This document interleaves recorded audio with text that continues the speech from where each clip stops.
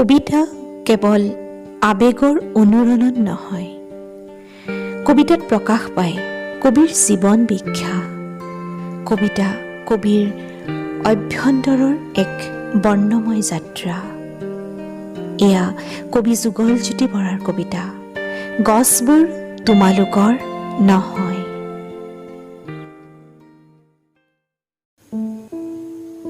তোমালোকে সিঁচা বীজৰ পৰা বাঢ়ি অহা গছবোৰ তোমালোকৰ নহয়। তোমালোকৰ সাৰ পানীত লহপহীয়া গছবোৰৰ ছাঁ এতিয়া কেৱল তোমালোকৰ নহয়। বহু পদাতিক অশ্বাৰোহী তীৰন্দাজ কিম্বা যাযাবৰৰ আশ্ৰয় তোমালোকৰ বীজৰ পৰা বাঢ়ি অহা এই গছৰ ছাঁ। তোমালোকৰ বাৰীত আছে বুলিয়েই কেৱল তোমালোকৰ হাতৰ মুঠিত বান্ধি ৰাখিব পাৰিবা জানো গছবোৰৰ সেউজীয়া অথবা ফল ফুলৰ অম্লজ সুবাস?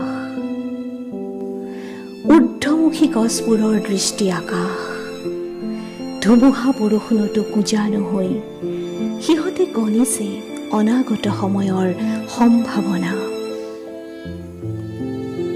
তোমালোকৰ দৃষ্টি সিহঁতৰ জলছবি, পিঠিত বিয়লিৰ কোঁচ লৈ তোমালোকে গণিছা তোমালোকৰ পদচিহ্নৰ মণিমুকুতা। তোমালোকে সিঁচা বীজৰ পৰা বাঢ়ি অহা গছবোৰ তোমালোকৰ নহয়। তোমালোকে সিঁচা বীজৰ পৰা বাঢ়ি অহা গছবোৰ তোমালোকৰ নহয়, তোমালোকৰ নহয়।